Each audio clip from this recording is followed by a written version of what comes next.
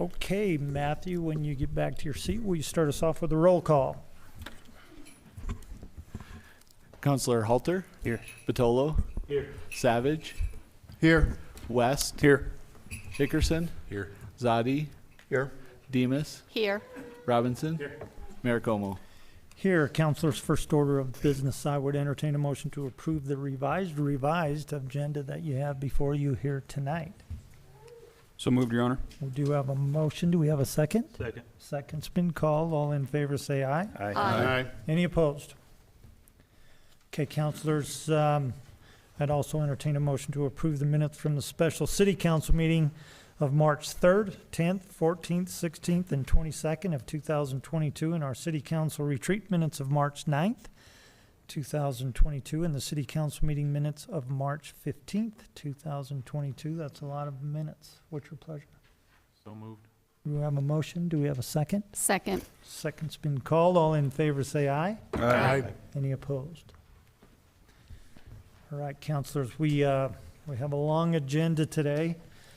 We have 5 bid openings, of which we'll start off with the first one being the Goble Grove exterior siding, fascia, soffit, gutters, and exterior unit door replacements from the Housing Authority.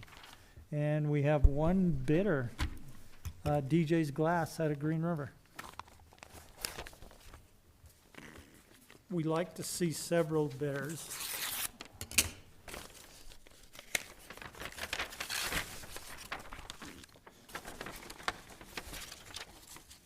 We do have a bid bond attached.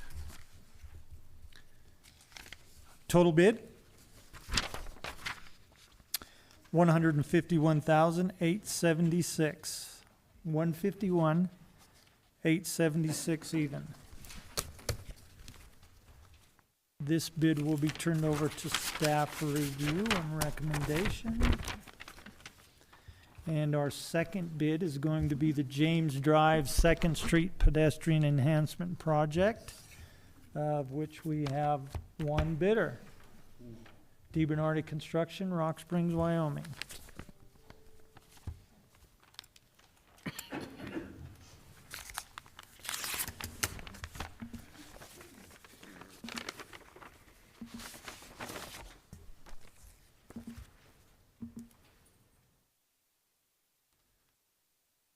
Bid bond is attached.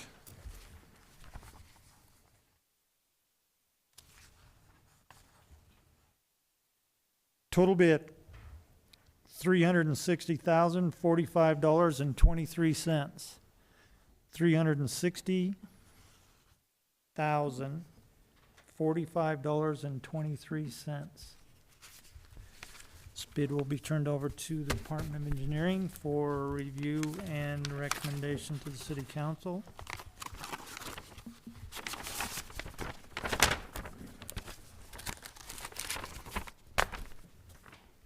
Okay, the third bid will be the 2022 weed mitigation. Thank you, sir. Project, and we have one bidder. Weed Management Solutions out of Rock Springs, Wyoming.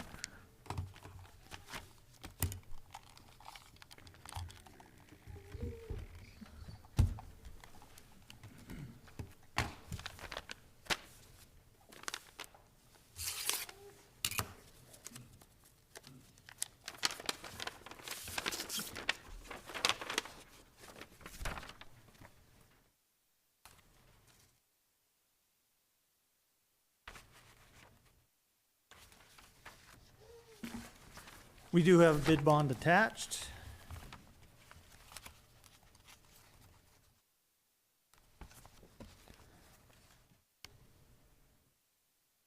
Total bid, $122,195.50. $122,195.50.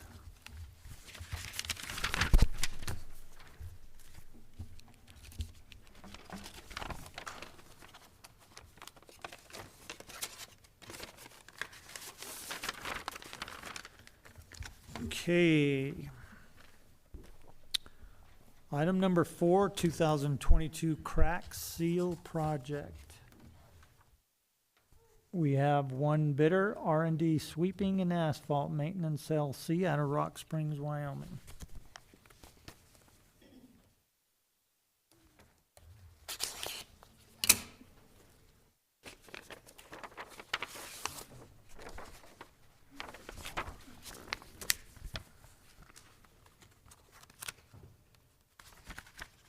Bid bond is attached. We have a total bid of $46,323.50. $46,323.50.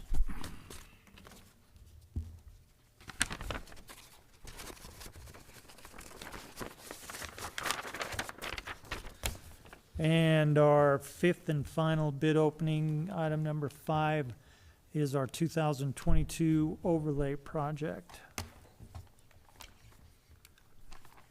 We have 2 bidders, Avail Valley Construction out of Afton and Kilgore Companies Lewis & Lewis out of Rock Springs. This will be Avail.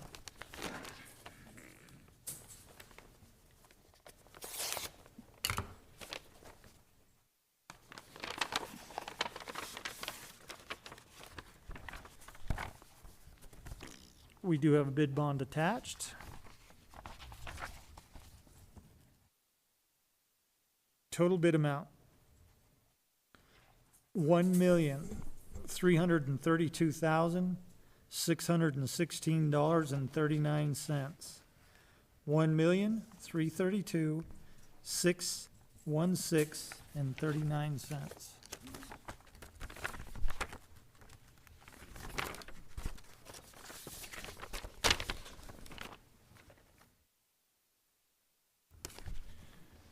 This will be Kilgore.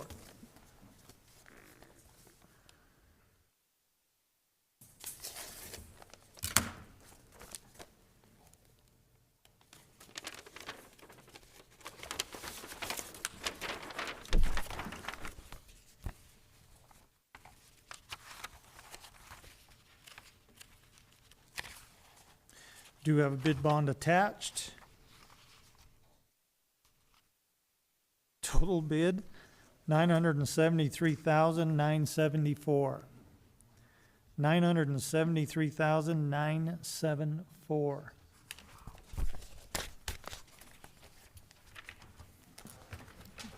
That's a big difference. These bids will be turned over to staff for review and recommendation back to the city council. I appreciate everybody that took the time to bid on these projects.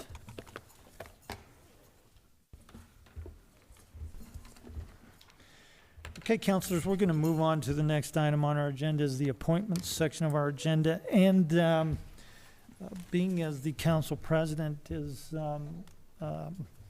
up for an appointment, I think it's best that we, by nominations, appoint a temporary president at this time. So anybody have a nomination for council president? Your Honor, if I could, I'm going to go ahead and recuse myself from this vote. Thank you, Mr. President. Your Honor, Councilman Savage. I nominate Councillor Demas. I'd second that. Councilor Genie? Demas, I said? Demas, okay. Yeah. All right, we have nominations for Councilor Demas and a second. All in favor say aye. Aye.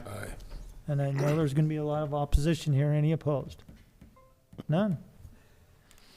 Welcome, Mrs. President. And with that being said, Mrs. President, I submit to you the name of Keaton West to serve a first term on the Sweetwater Economic Development Coalition. The name Keaton West is being presented for Sweetwater Economic Development Coalition. Could I get a nomination? So moved, Madam President. I'll second. Mayor, you have your nomination. No, oh, roll call, please. Oh, roll call, please. It can't be that easy. Councillor Batolo, Yes. Savage, Yes. Hickerson, Yes. Zadi, Yes. Demus, Yes. Robinson, Yes. Halter. Yes. Mayor, you have your nomination. Thank Keaton you, West. Madam President and members of the council. He'll be glad to know that he has a new job. We'll bring our president back in to preside, and we'll move on to presentations and proclamations, which we have several. And item number one, we have here to listen and to hear about the redistricting map presentations, Sweetwater County Election Office. So it's all yours. Is the microphone on? Oh, is this yours? You good? Oh, Good to go. thank you. I hate these. Can you hear me? Good evening, Mayor, council members. My name is Cindy Lane. I am the Sweetwater County Clerk, and this is Destiny Morrison. She is my lead elections clerk, and we are here tonight to explain a little bit of the redistricting mapping that we have done in Sweetwater County. I know we'll stick with Rock Springs tonight. We'll visit with Green River. I gave you the maps because I wanted you to see the difference between what we currently have and then the proposed that I will bring forward to the county commissioners on May 3rd. Excuse me, we had a long meeting today. The reason for that is we are going to be changing our precinct numbers, and I wanted to explain that so that as it gets out in the community, everyone is aware of why we did what we did.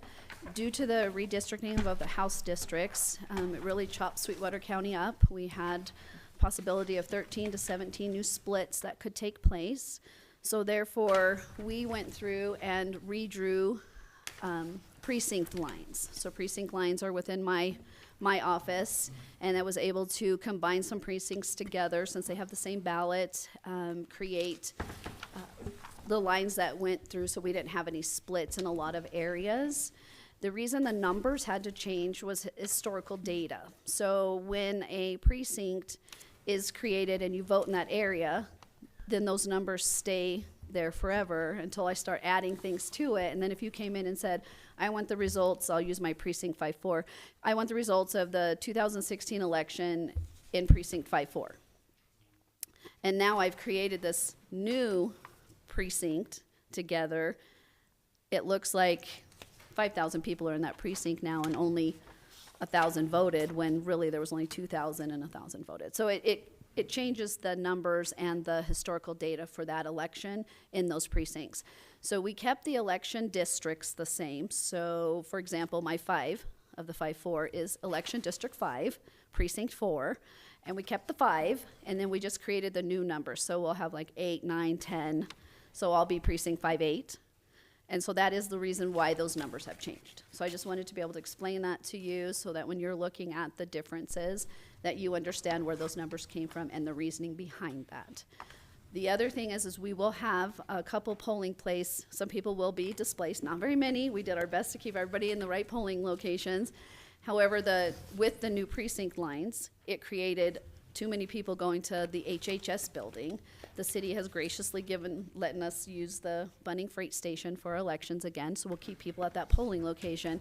But we had to move 323 people out of the HHS building, just down the street to Bunning. So they're not moving and having to travel miles just on the same street. But that's in order to keep the flow going at the HHS building because it is a little more constricted inside there. We did move, that's the other one. White Mountain Library, a few people, some had gone over to Western, so they're actually closer to White Mountain, so we did the same thing. We kept them closer to home, and now they don't have to travel to Western. So when we did the changes, we made sure it was the least convenient, inconvenience to our voters. And the reason behind all this also is when you create those splits, sometimes a split will have, a good precinct has at least 100 or more people in it, because no matter how many people come out, you can't tell how you voted. And my job is to make sure the voters are protected and they are not disenfranchised. So therefore, we had a split that has 3 people in it. If one person shows up, I know how they voted. So everyone else might not know, but if you came and asked for that data, you would. So we need to do the best we can to protect our voters and their right to confidentiality. So we did our best to keep everybody where they were at polling location, because the last 3 years have been a little chaotic, but we wanna keep that to a minimum. So I just wanted to be able to explain that to you of why we did that. A lot of people's house districts will change. Mine went from 18 to 13. That is the redistricting process through the legislature. That's not us doing that. And then, of course, we have to follow our city ward lines. So we can't move people out of the city wards. So we did the best we could to keep everybody where they're at, and then we just had those few minor changes. So, any questions? Your Honor. Councilman West. So speaking of the city wards, I know just from campaign season, it was always super difficult to figure out what's Ward 3, where's Ward 4. I think you're trying to incorporate that into GIS. I believe that's in the works now. Is that kind of what you're showing here by having the option to just select whatever ward that you're in to see? I mean, a lot of people don't even know what ward they live in. And I know they used to be able to get on. I don't know what ward I live in. I always look and then I forget later. What ward am I in? 2. 2. You're in 2. I was gonna say 2, and then I was like, no, I'll be wrong if I say 2. So what was the question on, we're not changing? Is that part of they're trying to incorporate the different city wards into the GIS system, which is what Right. you're showing here. So I don't know if that's been done. I know in one of our council retreats, they had discussions about that. But during your kind of replotting, was that taken into consideration? Right, we don't move city ward lines at all. Understood, but just So- having the option to select, hey, I live in Ward 4, I need to represent these people or whatever. Do you know if you have that option? Maybe that's not a question for you. Would be interested in seeing on our maps? Because that's something we can discuss with our GIS person, if that's something you would, because she did ask me that today, and I didn't know what Yeah. you guys would prefer. Well, it's super helpful for us, because if we're campaigning, then we think we're in the right ward, but, I mean, you're just kind of looking at a bird's eye view that doesn't Right. necessarily narrow it Right. down to the street names and And we whatever will else. make, so the old maps are the current maps that are right now, so she has just Rock Springs and just Green River, she has those broken down into wards. She'll make a map the exact same as that as well, but on GIS. Perfect. We'd be happy to do that. We'll get that That was a done. question. Sorry if it was confusing. But No, I was it's like, wait, helpful are you talking for about us. on drawing lines or? No. Okay. So no, we can definitely speak with our GIS mapping person. Her name's Megan. We'll talk with Megan and get that done. And then, of course, these are just draft copies because I can't make them happen until the commission meeting on the 3rd and they're approved. So they are there, and our GIS is now moving all the addresses into the correct house districts and into all the correct precincts. So that way you'll also know when you're running for office, which house district you're in and what ward, and your address will be correct on there. So we are working on that, and we'll get all that done as soon as it's approved. Any other questions? Councilors? What, in the House and Senate districts, Cindy, what happens out at the airport? You got 3-3, is that, so if there's a battle and they end up divorced, we know that they voted for different candidates? I mean, No. pretty hard to pull that one into everything. That's funny. I got asked that the day at the commission meeting too. They were asking Oh, about the airport, because why is it all by itself out there? Well, the airport falls within the municipal boundary, so they vote within there, and then they're Right. also, it's a state line. Different. It's a different Senate House district, so they're a little bit out on their own. There's not very many people out there. Those folks are but- gonna have to get along, because everybody's gonna know how they voted. And sometimes we can't help that. It's the way Yeah. people live in Wyoming. We're Right. very rural, and sometimes there's, I know the big argument was over the 7 people outside of Bear Oil. And I'm like, okay, I don't know what to do about that. But Right. that's where they choose to live, and they're going to be easier to see how they vote. There are some options we couldn't change, we could not do due to either ward lines or the house districts. And then we also have to go around all of the special districts. Right. So I can't move a cemetery district or a water district. We have one that has 3 splits in the middle of one of the water districts. So we're gonna try to fix that here with a possible mail-in vote or something in order to keep those splits down. Interesting. Any other questions? Just bad jokes. Is there a Hold- chicken district Hold them. that we could look at? Well, I was trying to build a wall earlier and I was accused of having a Trump wall. Had to go there. Okay, all right. Well, this whole fiasco with redistricting has been confusing to many, and we're just glad it didn't change much within our corporate city limits. By the way, I think we do have the Honorable Senator Kolb here with us tonight, and Representative Stitt, and any other of our other legislators.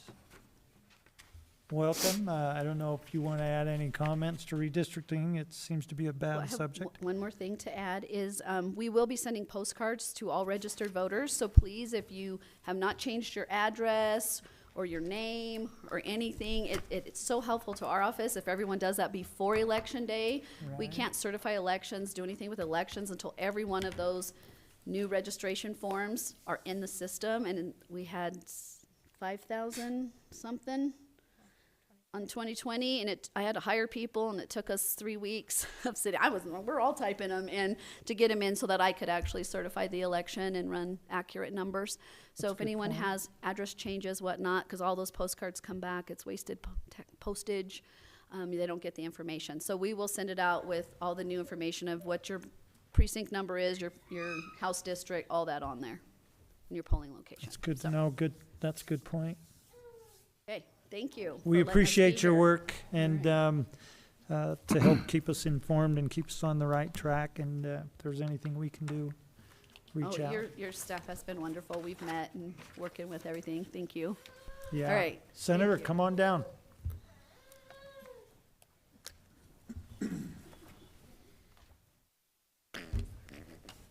Are you carrying a firearm? I am not. I Right. could get mine out of my truck. It's locked, I might add. Just like to add on to the redistricting question so we don't break it up. I think Representative Stith probably talk more about the budget. I'll talk about redistricting. So yes, we are the ones responsible for the headaches of the clerks and people going into different areas, you know, that they didn't normally were in before precincts change, lines change. They were working in close association with the county clerk. I'll tell you, we had conversations in the Senate during redistricting. There were some changes made. Frankly, I wasn't too concerned about them. They didn't involve any folks. It was mostly land areas that were switching. But they were talking to Cindy Lane about what they were up to. So we made sure that we weren't making any more problems than we needed to. So on a bigger picture, though, the redistricting worked out to be quite ironic, and hypocrisy was running wild because the 3060 plan that we originally started with in the Senate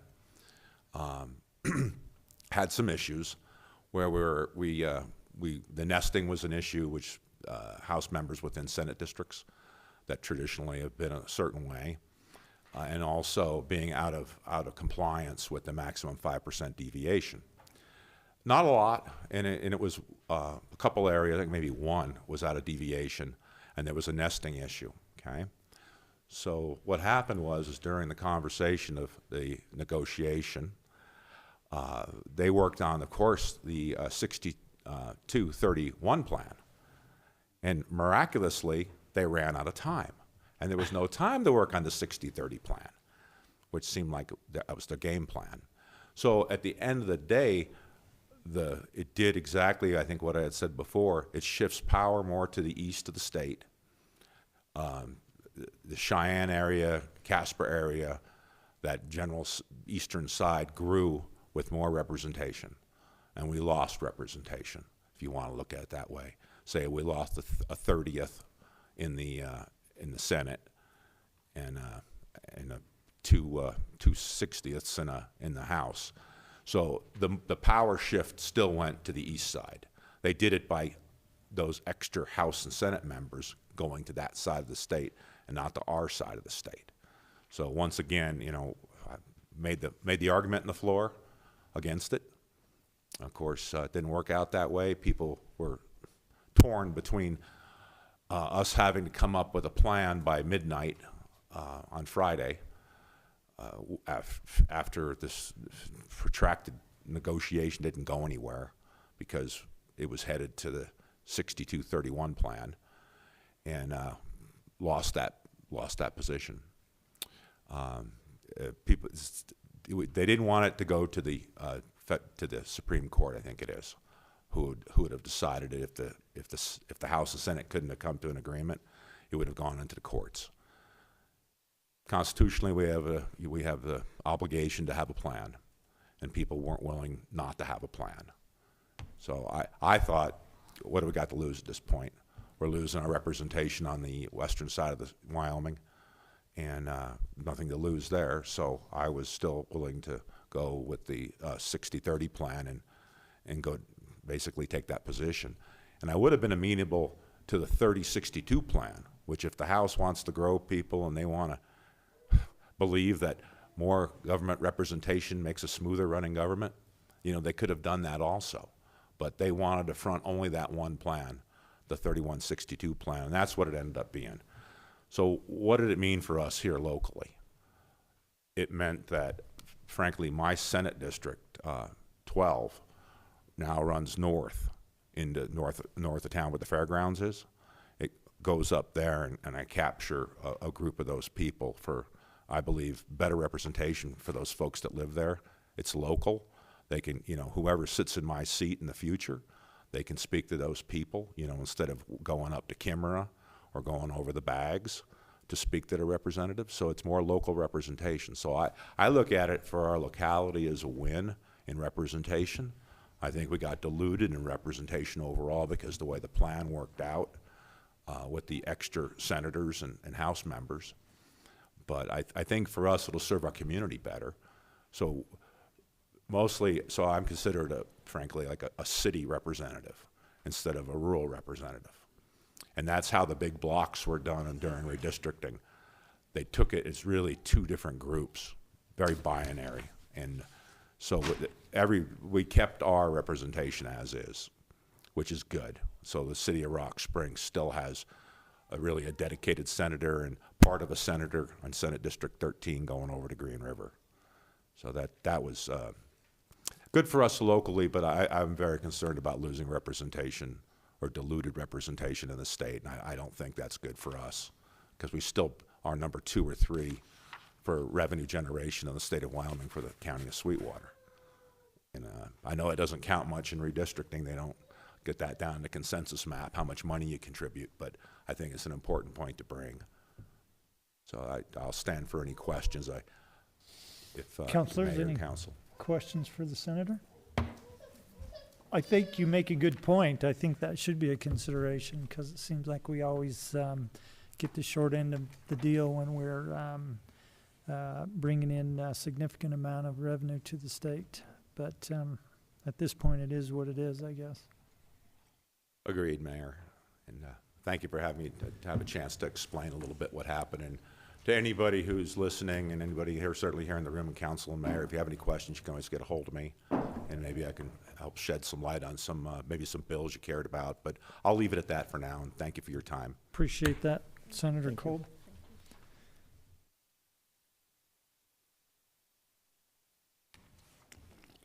Okay, next we have the Honorable Executive Director, Candy Pendleton, to give us an update on the Sweetwater Events Complex. Candy, welcome.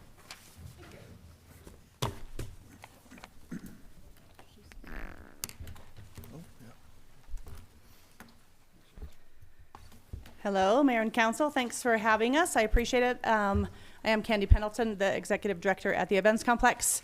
I have with me Mr. Bob Spicer, who is the Chairman of our Fair Board, joining us tonight. We just wanted to give you a quick update on things happening at the complex, a little recap on 2021 and what to expect for the summer.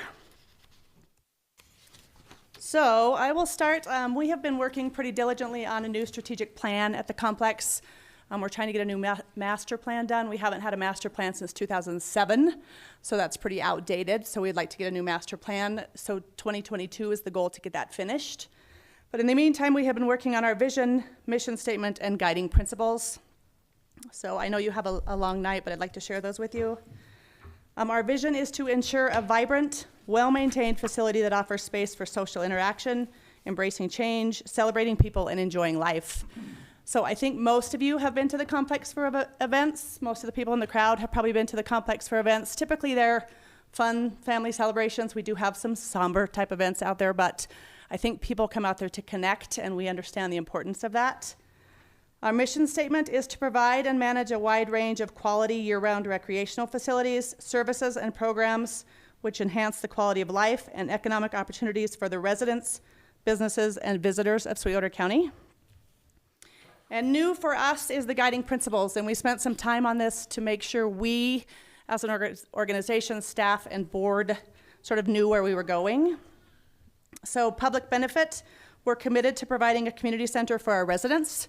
We work really hard to balance having to pay rent for facilities out there, to do things out there with keeping it affordable so people can have their school district events, their family events, things like that, so we work for a balance.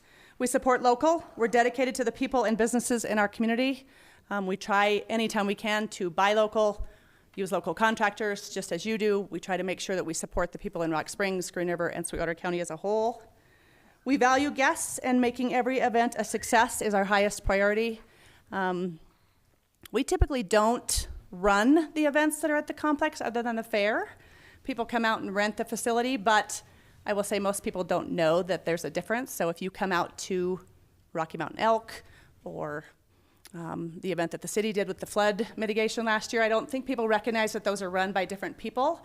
So it's really important that we help make all of those events a success. And so we really work hard to make sure that when you come out and join with us on an event, that you're successful. We try to market for you. We put stuff on Facebook. We put stuff on the digital sign. Our staff's there to help set up, tear down, all those things. We are continually working to maintain and improve the facility and grounds. Again, I know you all have been out there and you've seen what we've done, but the improvements have been pretty fantastic over the last 10 years. I might be a tad biased, but I think we've done a nice job keeping things up out there. We're uniquely Southwest Wyoming. We talk about this all the time. We celebrate who we are and the beauty around us. So we often go out to solicit events, and sometimes it's hard to talk people into coming into the high desert. And they have this perception of what Southwest Wyoming looks like. And so we spend a lot of time talking about what we have that's unique and beautiful, and that you just have to be able to come and appreciate what we have, because we do have fantastic things and recreation around here. And sustainability. We strive to be an economic engine for Sweetwater County, all while maintaining access for our residents. So again, we work really hard on a balance of regional and national events and local events. I think that's important. Any questions on those couple of things? Council? All right, let me give you some numbers. 2021, we are just recovering from COVID, so not the best year, but we certainly had some great accomplishments. So we had 2 national events. We have the Royal Crown Barrel Race Fraternity and team roping event, which is huge. Horses everywhere out there. It's similar to the high school finals rodeo. If you come out during that week, you can see lots of horse flesh and people out there enjoying that type of lifestyle. And then we hosted the 60th annual Escapade, which was an RV rally that we had last summer. A lot of you came out to see what that was like, and that was pretty incredible. One of the things that's not on here that I wanted to share is horse racing information. So we signed a new contract with Wyoming Horse Racing, who is the local contractor. They also do historic horse racing here in Rock Springs. So some new numbers for you, and Matt may have already given you these, but horse racing revenues returned to the city of Rock Springs for 2021 was estimated at $638,929. So I don't know if you've received the second check yet. So the first check was half that, and they are estimating that it was at least double that for the second check. So $638,929. So total revenues returned to Rock Springs since 2014, when horse racing started, is $3,062,000. Matt's wondering if you could double that? Yes, working on it, Matt, working on it. Interesting, that is the biggest number we've seen. So the county received almost $800,000. The city of Rock Springs over $630,000. Green River almost reached $160,000. That's new for them. So the total return to the cities and counties since 2014 is $6.66 million. So, and that's different than some of the economic impact numbers that we report because that money is directly to your budget to be able to use for things that you need to use it for. I could send you all those numbers. Natrona County has been the highest typically, but I can't tell you where we fall exactly, but I would guess we're in the top 3. So I can send those your direction. We also saw 7,641 overnight visitors to the campground. That is all 3 campgrounds that we have, 1,235 spaces. Interestingly enough, Wyoming Tourism offers some information about how much people spend when they're here. So the campground visitors spend approximately $187 per day when they're on site. So just campground revenue, tourism numbers would be $1.428 million just for the campground visitors. Wyoming Tourism had their conference, the governor's conference here a few weeks ago. They expect those numbers to continue to grow. Fuel prices may have a tiny impact on that, but we're expecting to see some big campground numbers this summer as well. So that's been very interesting. The other thing that Wyoming Tourism reports, and I think we see that here locally, is that tourism dollars, which is what the events complex is striving to do, is bring in tourism money. Tourism dollars save each household in Wyoming $678 a year that they would have to pay in taxes that's brought in by tourism dollars. So that's pretty cool. You can see we had 1,294 rental days. So that's typically 3 per day, right? We have 3 things going on per day out there. If you come out to the facility, you would often see we have a motocross race, a stock car race, something going on in the exhibit hall, a horse event. All those things happen at the same time. So we had 1,294 different rental spaces out there between the meeting rooms and all of the other things that we have. 76 of those were wheeled sports, BMX, motocross, stock car races. 111 of those are community service, which are donated days. Rock Springs PD does a bunch of training out there with their dogs, bus driver training for the school district, lots of different 4-H activities, FFA activities, those sorts of things are all donated days. 403 livestock and equestrian events. And economic impact was just short of $10 million. So 9.776 returned to the county in 2021. We're pretty proud of that. So looking forward and looking back, the winter is sort of busy banquet season for us. If you're an outdoor enthusiast, you know that we host things like Rocky Mountain Elk, Muley Fanatics, Ducks Unlimited canceled this year, but we have lots of those fundraising type events that happen during the winter. That's the only time you can get people in Rock Springs to stick around for a weekend event. Otherwise, they're outside enjoying what we have to offer. So we have lots of banquets going on. The exhibit hall is often full of those types of events. I mentioned the wheeled sports. Our indoor arena turns into a motocross track and a BMX track several times throughout the winter season. They run October through March. So we just finished up those seasons. And the indoor arena sees a ton of usage with people with agriculture and horses and equine and livestock. Lots of busy things going on. Looking forward, we have the Sweetwater County Pool Shootout that starts tomorrow in our exhibit hall. If you have not been out there for the pool shootout, Jenkins Music here in town puts their pool tournament on out there, and they turn the entire exhibit hall into a pool hall. I don't know the number of tables. I'm guessing around 60 pool tables that they move into there, and they're just stacked in there as tight as they can get them, and people are there in masses playing pool. So that happens starting tomorrow. Sweetwater County High School Rodeo is this weekend. That is free to the public if anybody wanted to come out and check them out. It's junior high and high school kids participating. Sweetwater Speedway kicks off shortly. Summer is just around the corner, even though it didn't seem like that today. Spring Home and Garden Show is at the end of the month. Most interesting is the Tiffin 50th Anniversary Rally, which is coming up here in June, and we'll use the campgrounds that we have out there, both White Mountain Campground and our Pilot Butte Campground.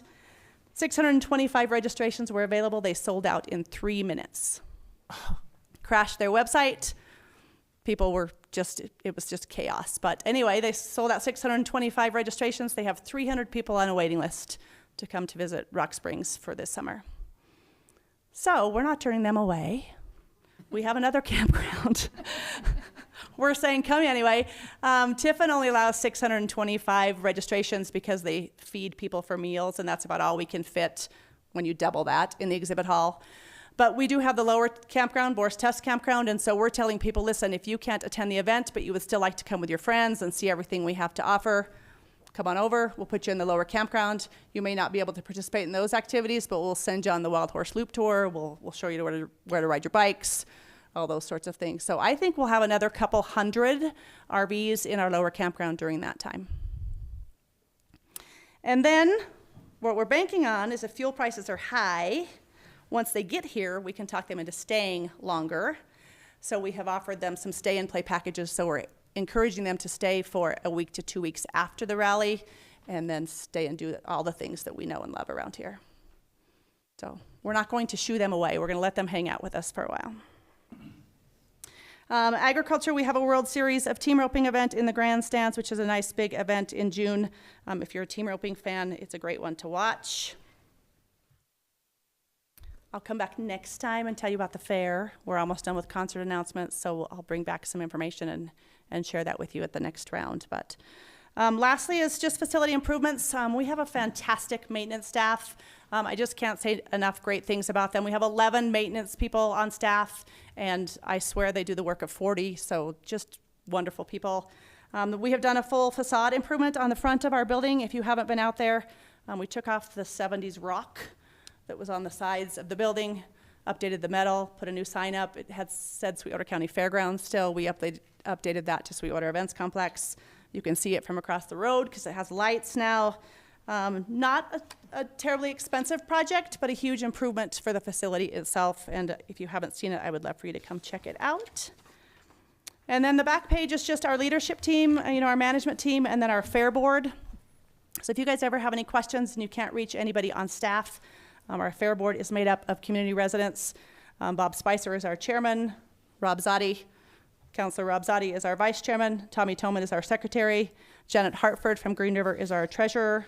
Coral Hewler is the newest board member. She came on in January. Roger Torgerson, Paul Zancanella, and Donald Pallison from Manila is the Daggett County representative. So that was very quick.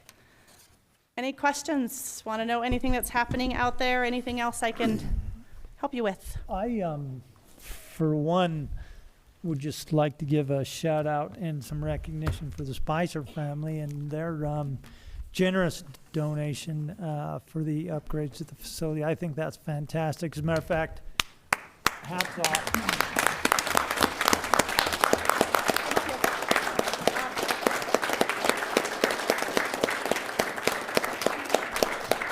I would, if you want to come down and tell us what that's all about, just a fantastic opportunity for the entire county, and couldn't thank you enough. So Welcome, sir. First of all, like I say, it wasn't a donation. It's an investment. Yeah? We really believe in this county, and the family believes in the county. And this is a real investment.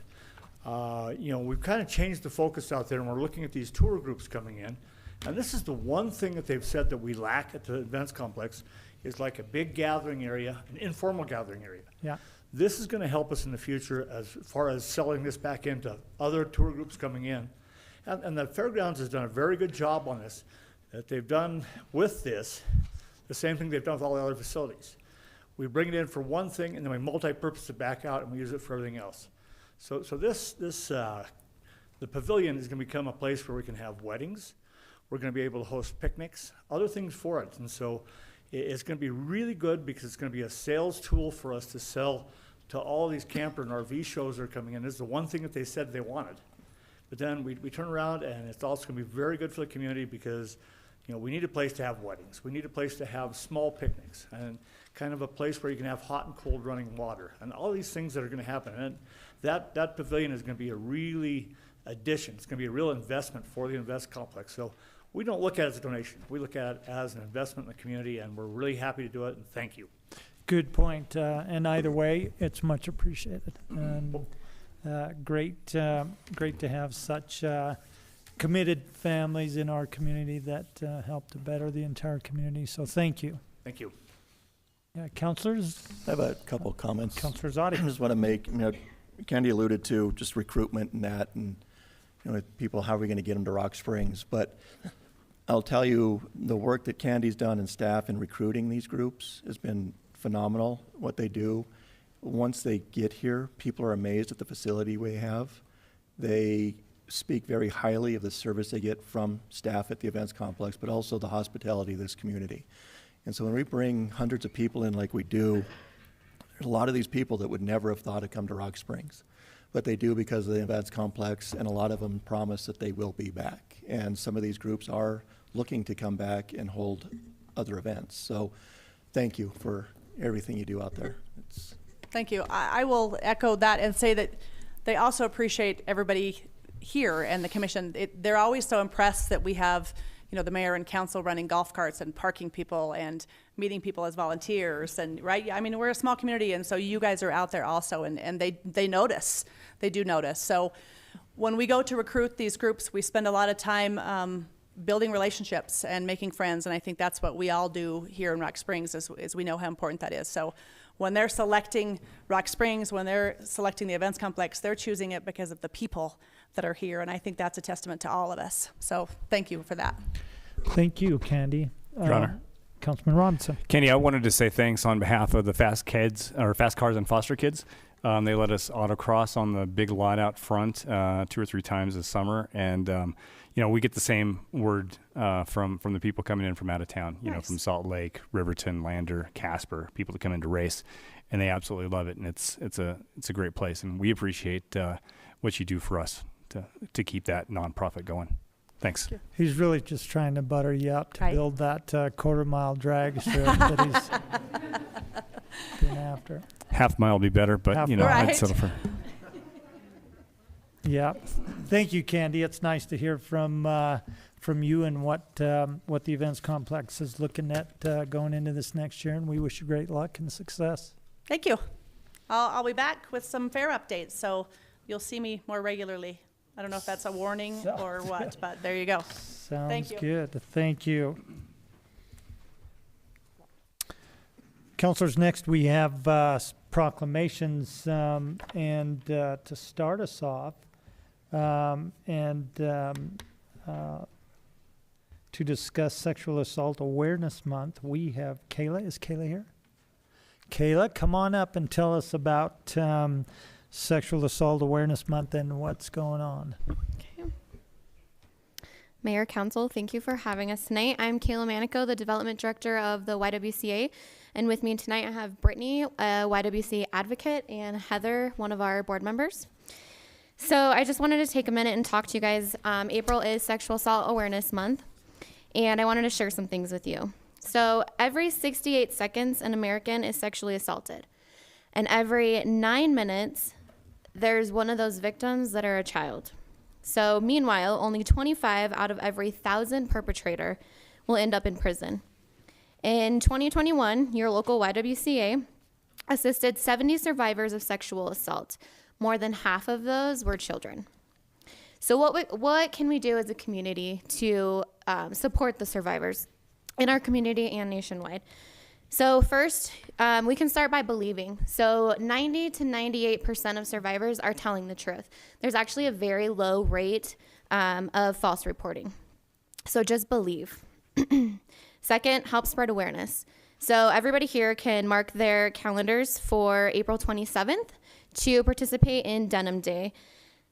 Denim Day is a campaign that began after a ruling by the Italian Supreme Court where a rape conviction was overruled because the justice felt that since the victim was wearing tight jeans, she must have helped the person who raped her take them off, therefore giving consent. So the following day of this court session, the women of the court actually came wearing jeans to support the victim. For the past 22 years, the world's actually joined in on Denim Day. So you wear jeans on this day to protest the misconceptions surrounded by sexual violence. So we will be supporting that. We'll be wearing our jeans, and there'll be a lot of social media campaigning around that. So we invite you guys to join us. That's April 27th. You can also join us on April 30th for our 8th annual Run with the Badges. And that event actually brings awareness to all victims of crimes. We're going to be having a 5:10K that'll start at 9 a.m. That's going to be at the Young at Heart Senior Center is where it's going to start. You can come register at 8 a.m. or you guys can register online. If you go to our Facebook page or our website, I think the city actually shared the information as well earlier today. So you guys, that link's out there. You can pre-register. So followed by the race, we're going to have community booths, and then we're actually going to have recognition awards for law enforcement and a few community leaders that have really helped out some of our clients. So I also invite you guys to take a teal bracelet. I have a bucket. Brittany, do you mind passing those around if you guys would like to wear teal? Yeah, Tim. Perfect. Thank you. We appreciate that. There's so much more that our community can do to help support survivors. Spreading awareness through the community is the main thing, because you can't work on prevention unless if awareness is out there in the first place. So if anyone was more interested and you guys wanted more details, you're always welcome to reach out to anybody at the YWCA for more information. But we appreciate the proclamation tonight, and that's all I have to say. Thanks, Kayla. We do have a proclamation, and our proclamation reads, whereas the City of Rock Springs recognizes the importance of designating the time devoted to increasing public awareness of sexual assault and support of agencies providing services to survivors of sexual assault, and volunteers and service providers in our community work to provide a continuum of care and services to sexual assault survivors through a 24-hour hotline, counseling, shelter, advocacy, medical care, and education. And the YWCA Center for Families and Children promotes sexual assault prevention by offering educational presentations to schools, churches, and civic organizations, as well as professional training in collaboration with medical, mental health, law enforcement, educators, and criminal justice personnel regarding sexual assault issues. And the YWCA Center for Families and Children requests public support and assistance as we hold forth a vision of a community free from sexual violence. And now therefore be it resolved that I, Timothy Akomo, Mayor of the City of Rock Springs, Wyoming, do hereby proclaim the month of April 2022 to be Sexual Assault Awareness Month in Rock Springs, Wyoming, and I commend and observe the observance of all citizens by urging them to learn what can be done to combat sexual violence and offer prevention measures and support services to survivors. Teal bracelets will be available throughout the community to wear in support of awareness of sexual assault during the month of April, and the 8th annual Run Walk with the Badges will be held at the Young at Heart Senior Center in Rock Springs on April 30th, 2022 at 8 o'clock a.m. We appreciate what you guys do. Very important topic, and by all means, the City of Rock Springs will always be there to support this. Thank you. We appreciate it. Thank you. Let's give these ladies a round of applause.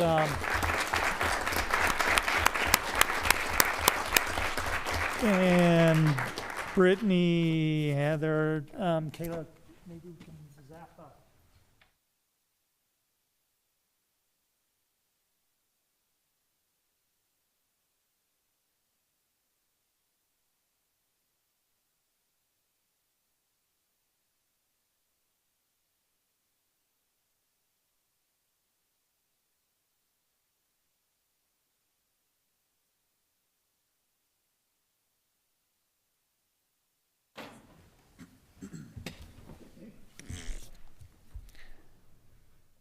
Keep up the great work, ladies.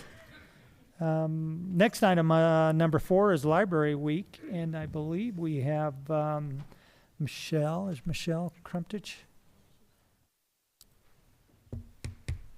And Sunny, come on down and give us a take on what's going on. We have great libraries. My granddaughters absolutely love the C Street Library and all the additions. Fantastic job. Go ahead. Good evening, City Council. Thank you for letting us be here. This whole week is National Library Week, April 3rd through the 9th. And we are having a scavenger hunt for adults and children, and you can win $25 in chamber bucks. And a few little statistics about the library system. Oh, wait, I didn't say who I was. Michelle Crumpetich, Assistant Library Director, and Sunny Hobbs is with me. She's the Rock Springs Library Youth Services Manager. We'll go back to the statistics, and we have more than 1,200 people attend youth programs. They attended them in February. Very popular. Children are coming out parents are coming out more and more since we're at the other end of COVID, so we're building all that up again. In March, we had nearly 1,300 people visit the Children's Discovery Center. Wow, that's amazing. Yes, and Great. this is a new program, new facility at the Rock Springs Library. We're going to switch it out every couple of years when we can. And if you haven't been there, if you haven't brought your kids and grandkids, please come out. It's a great entertainment center. We have more than 30,000 library card holders in Sweetwater County. Last month, nearly 16,000 physical items were checked out from the libraries, and more than 4,000 digital items were checked out. Our meeting rooms, we have several at each building, are used on average of 100 times per month. That could be Boy Scouts, Girl Scouts, and it goes on and on. We have 9 facilities. We do have another little goodie that's brand new. It's at the White Mountain Library. It's the Seed Library. These have been started across the country. It's a brand new program where we get grants and we actually hand out seeds to the public. So you don't need a library card, and you can get 12 packets per year for the growing season. And you just come on in to the White Mountain Library. So we're not just books and DVDs and books on CD, which are all awesome, but we've got several more things going on. So come on down if you haven't been to the library lately. Yeah, it's fantastic. It's great to hear that amount of people coming through the libraries, because I might be old school. I still like the touch and the feel of books. I like books. And my kids so much, everything's got to be electronic, but I still like the books. So keep that up. Councilors, any questions? Well, we have a proclamation for Library Week, which reads, whereas libraries are accessible and inclusive places that foster a sense of connection and build community through books and technology, providing access to broadband internet, computers, and training that are critical for accessing education and employment opportunities. And today's libraries and their services extend far beyond the 4 walls of a building, and everyone is welcome to use their resources. And in times of crisis, libraries and library professionals play an invaluable role in supporting their communities both in person and virtually. And libraries strive to develop and maintain programs and collections that are as diverse as the populations they serve, and ensure equity of access for all. And to adapt to our changing world, libraries are expanding their resources and continuing to meet the needs of their patrons. And libraries have long served as trusted and treasured institutions for all members of the community, regardless of race, ethnicity, creed, ability, sexual orientation, gender identity, or socioeconomic status. And libraries are cornerstones of democracy, promoting the free exchange of information and ideas for all. And libraries, librarians, and library workers are joining library supporters and advocates across the nation to celebrate National Library Week. And now therefore be it resolved that I, Timothy Okomo, Mayor of the City of Rock Springs, do hereby declare the week of April 3rd through the 9th, 2022 to be Library Week in Rock Springs, Wyoming, and encourage all of our residents to connect with their library by visiting online or in person to access resources and the services that they provide. Good job, and absolutely, if you haven't been over to the C Street Library and seen the addition, you need to bring your kids, your grandkids out and go see just what's taken place with the many donations by local businesses and individuals that help put that together. So thank you very much. We have a proclamation for you.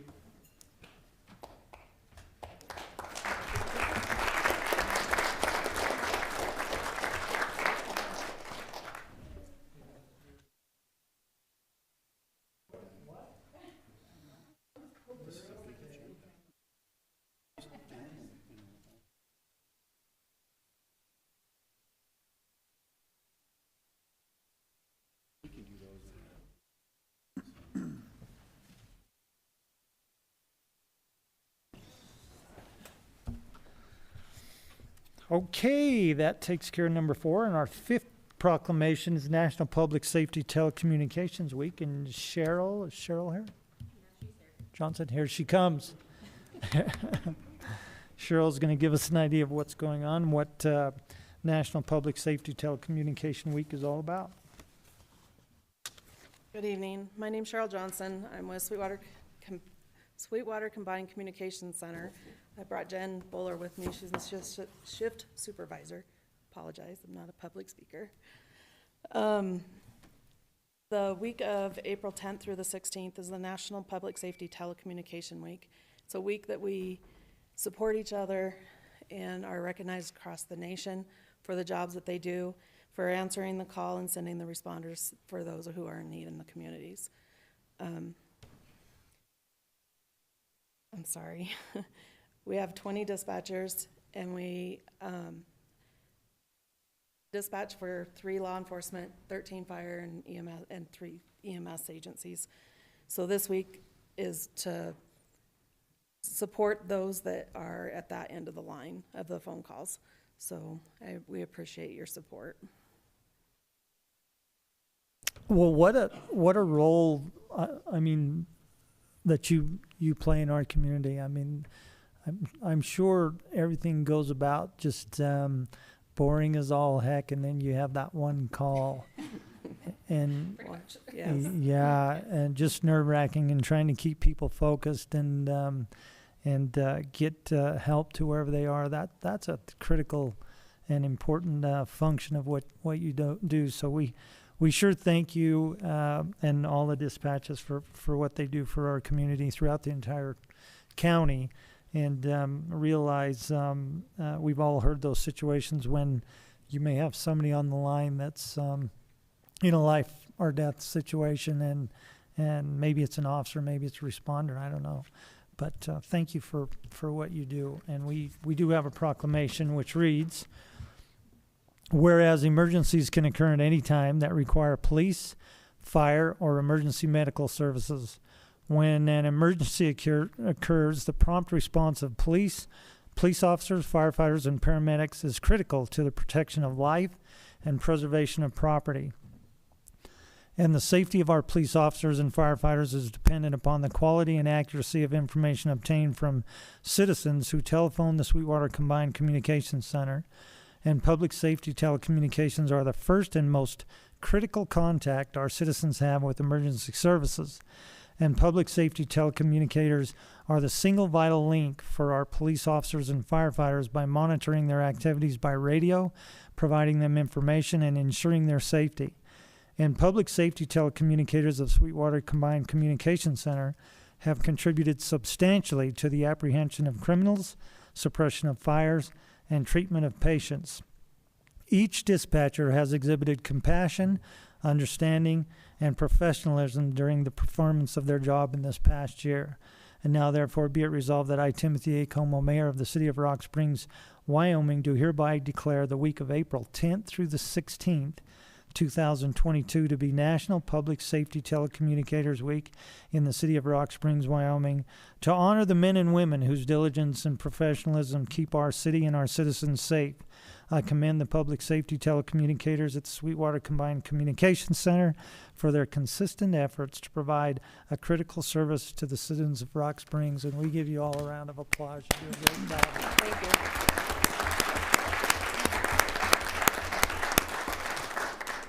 You want to give another speech? Not really. I'm never good at it. I apologize.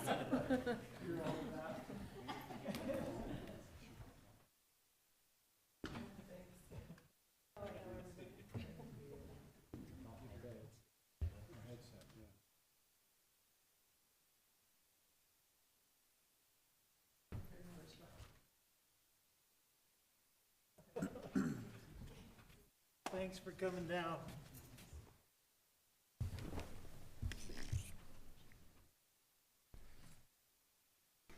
Okay, the next item of our agenda is the public hearing section, and I would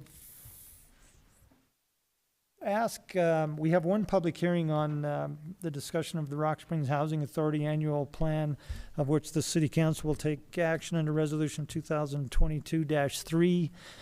Is there anyone here tonight wishing to speak at this public hearing? Anyone?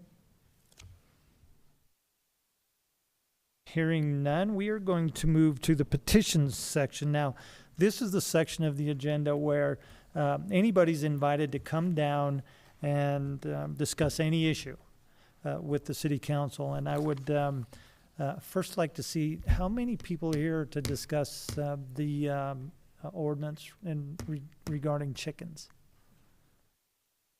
Okay, so what we're going to do is if, I'm pretty sure you have a bird on your shoulder. Yes, I do. He's the new politician for the chicken.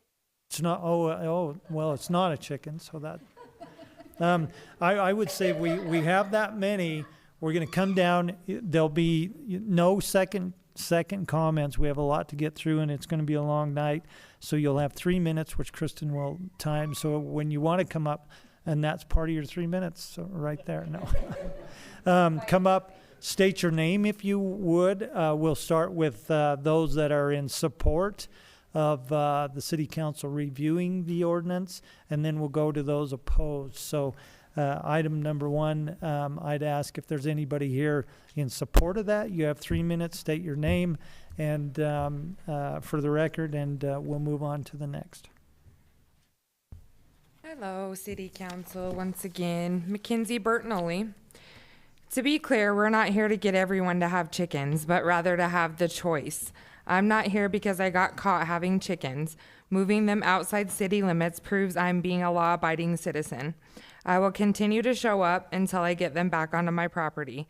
I will even send others to speak on my behalf. And I would rather not expose the city of something so minimal that can be easily fixed. Where's our cowboy pride? And one other thing that I wanted to include in this is Article 34 of the human rights, the right to adequate food. If you read about that, basically I feel that that's being taken from me right now because I can't have my chickens, and I purposely for their eggs, not their meat, just their eggs. And that was about all I had to say tonight. Thanks, and I am for it and would like to get them back, but I did move them out north of town, so. Thanks for your comments, Yep. Mackenzie. Okay, in support, speaking in support.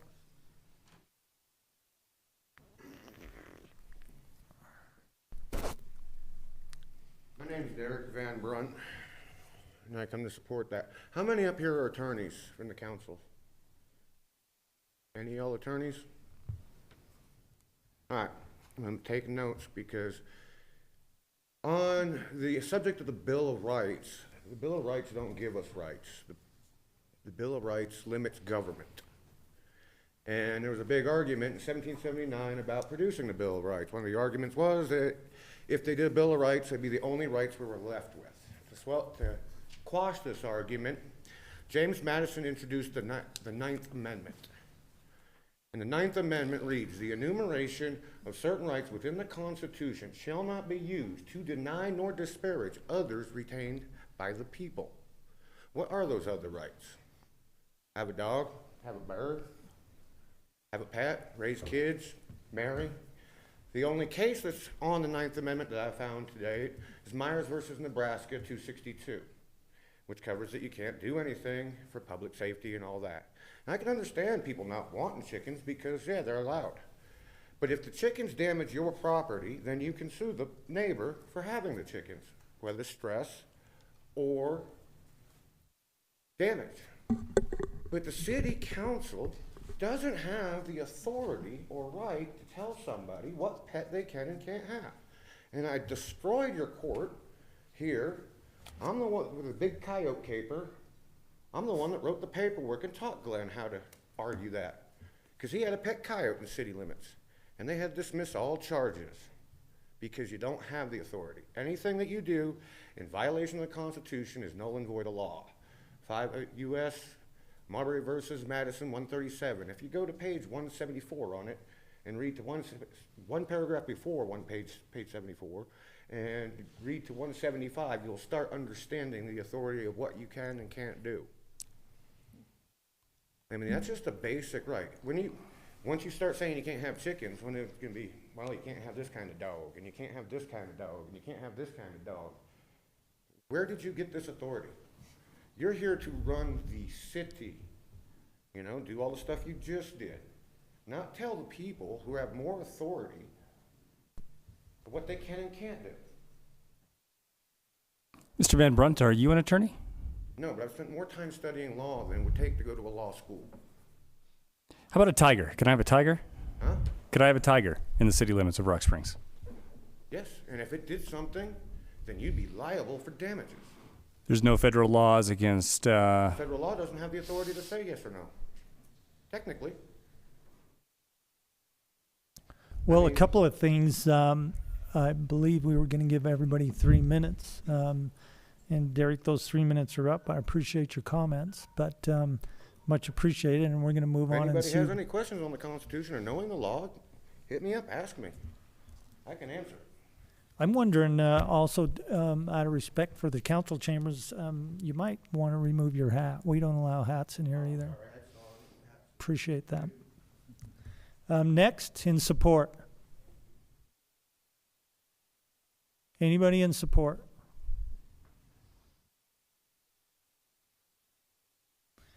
Let's get everybody's comments in if we could. All right, you guys already know what I got to say. I just Could came you up here. name I was, excuse me? just your name for Kristen? Bud Smith. And I was here at the last meeting, and I am in support. Thank you. Thanks, Bud. Appreciate your comments. I came today in support of my friend Mackenzie. So your name is? My name is Jennifer Ortega, and I'm in support of my friend Mackenzie. She wants her birds back because I don't know if most of you know, but she doesn't use her birds as meat. She uses them for food production as eggs for her family. As most of you should know, birds have the mind of almost a 5-year-old child. I would be devastated if somebody were to take my bird Pepe or Polly away from me. As you see today, Pepe is a pretty well-behaved bird, and if somebody were to come to my home and take him away, I don't know what I would do. I don't think she's done anything wrong with having her birds at her house. It's clean. She had them for a long time. I really think that she deserves her birds back. That's the only reason I came today, was for her and the love for her birds. Thank you. Thanks, Jennifer. Appreciate your comments. Anyone else in support? Hello, everyone. My name is David Rossi Jr., and I'm here to talk about my support for the chickens. Now, in 1948, the right to food is recognized by the Universal Declaration of Human Rights in the United Nations. Now, the right to food is recognized when adequate food is available for every man, woman, and child, alone or in a community with others. They have physical or economic access at all times for the adequate food or the means for its procurement. And we realize that we have supplemental programs like SNAP benefits and whatnot. Now, that's there for a certain margin of our population. But usually those individuals who require SNAP do not have the property. As for the choice for the individuals who do, the individuals who have the property and have the means, I believe, according to the whole article, which is 59 pages, about that 57 to 59, if we look through it, internationally, for those who have the means to take care of these animals, the governments are supposed to do all in their power to support this movement with individuals to become more sustainable with their food of such.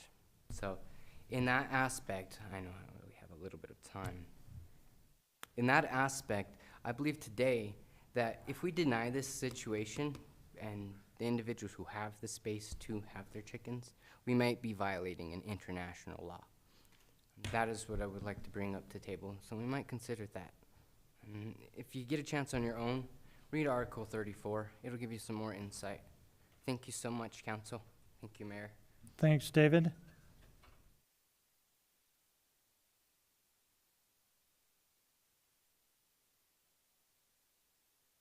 Any others in support? Okay, let's hear from those in opposition. Anyone here wishing to speak in opposition of review of the ordinance 3-527?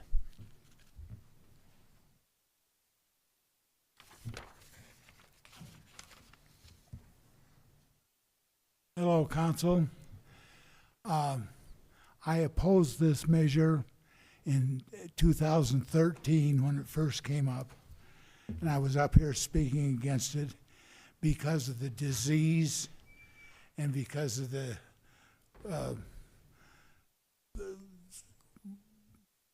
I don't know what I'm trying to say, the fallout, the ugliness of it. And I am here today to say the same. I'm against chickens being raised within the city limits. Thank you, Mr. Tate. Appreciate your comments. Anyone else?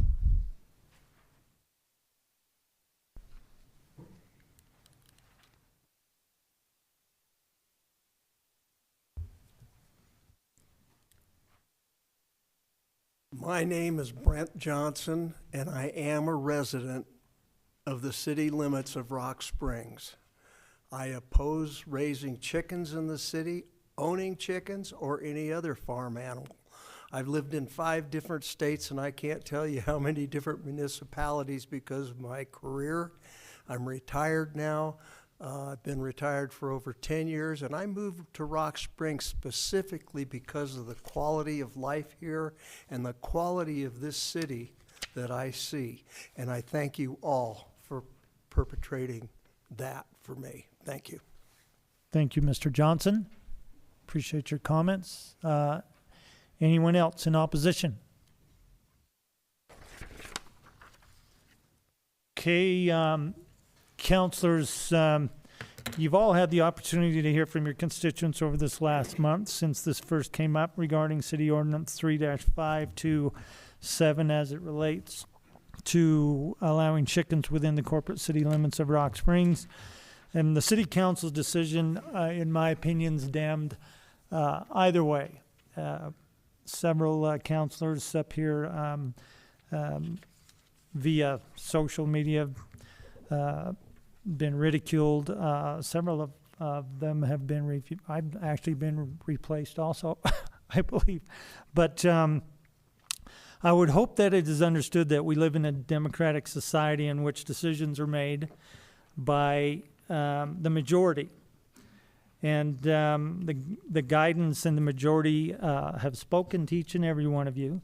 And that being said, and based on your research and input in each of your wards, the question will be called for.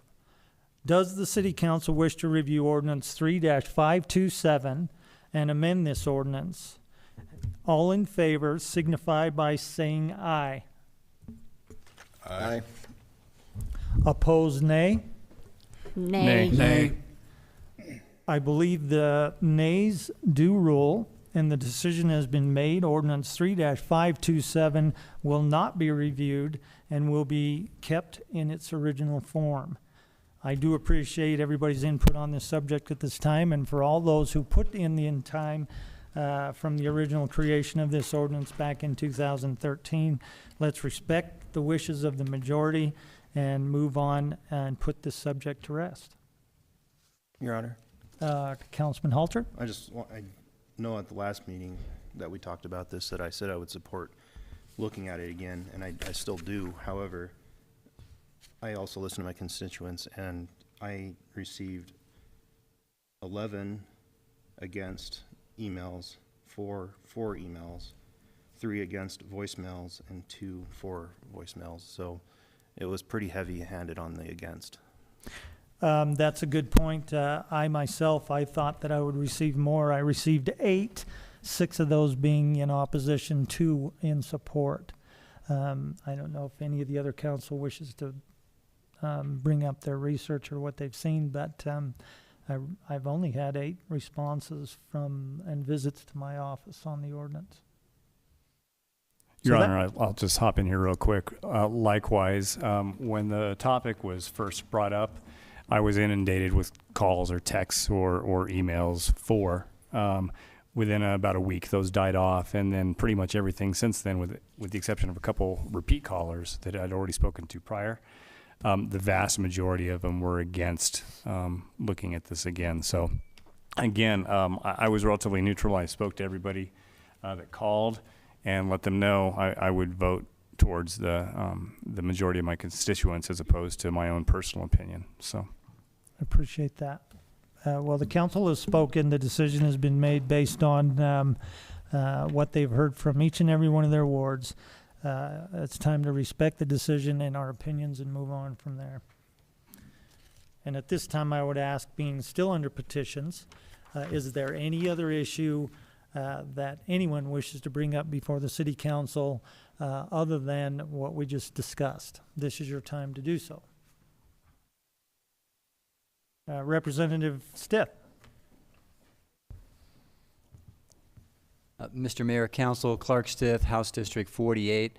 This is just my first opportunity since the end of the budget session to come and say hello to all of you as a group, and wanted to just give you a brief update. And you found us some additional funding. That's absolutely fantastic.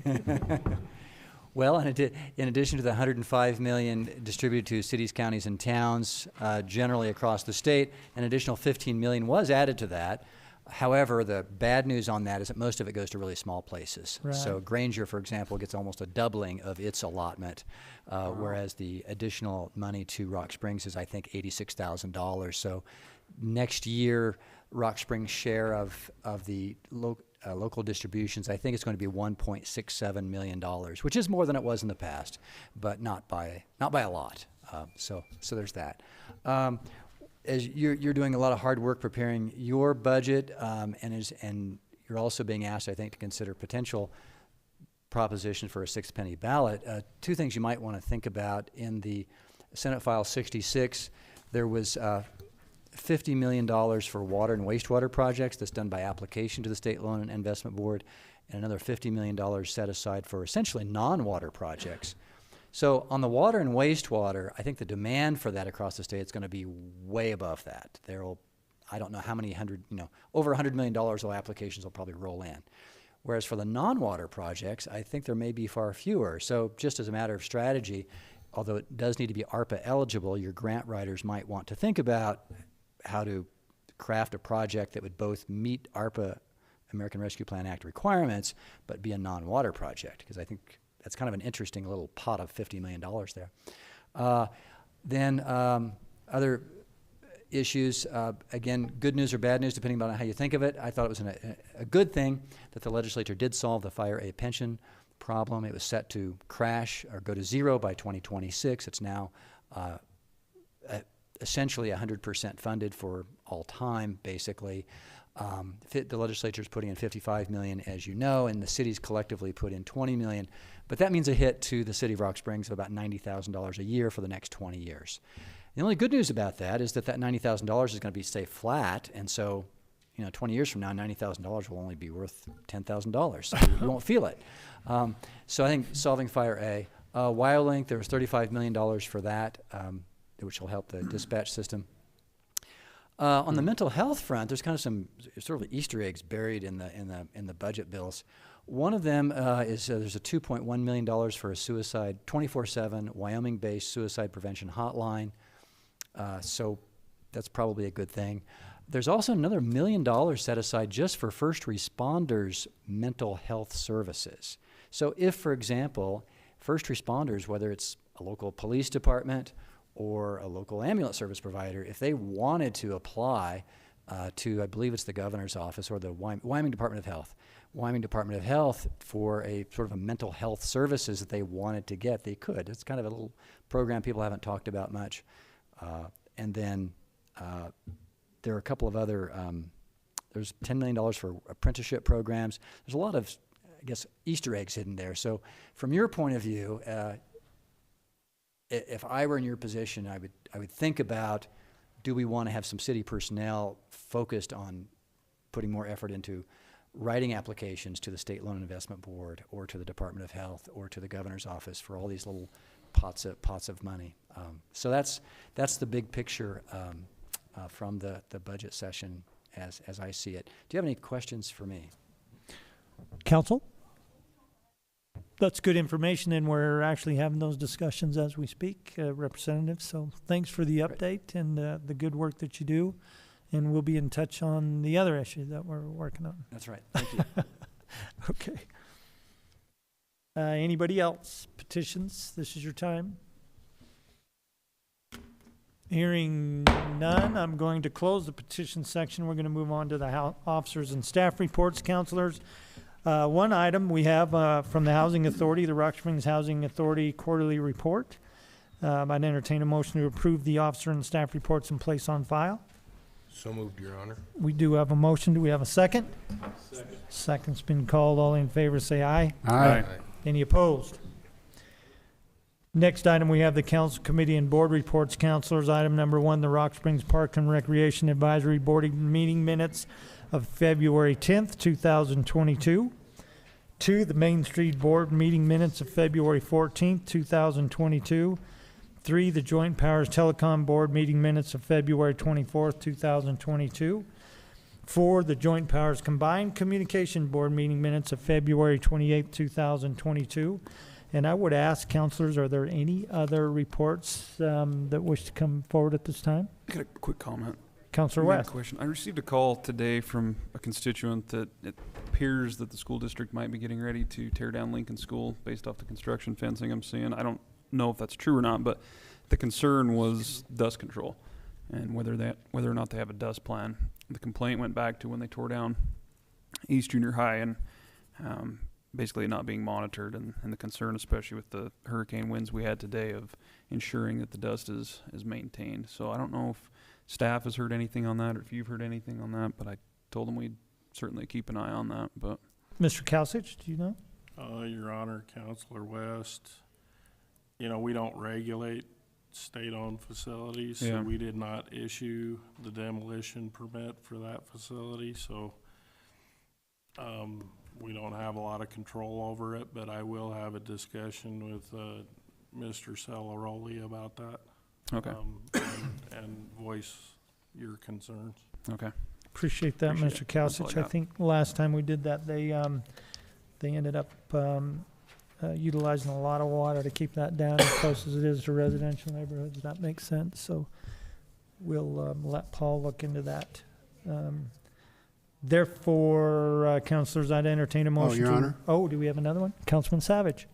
I wanted to mention how great job that Animal Control did in March. 99 animals. They had 55 adoptions, 35 animals were reclaimed, and 9 fosters. Fostering is really the key, so that's exciting to see that number come up. So 99 last month, and still have 36 animals down there, some really cute pit bulls, some kittens, stuff like that. So I encourage everybody to adopt and not shop.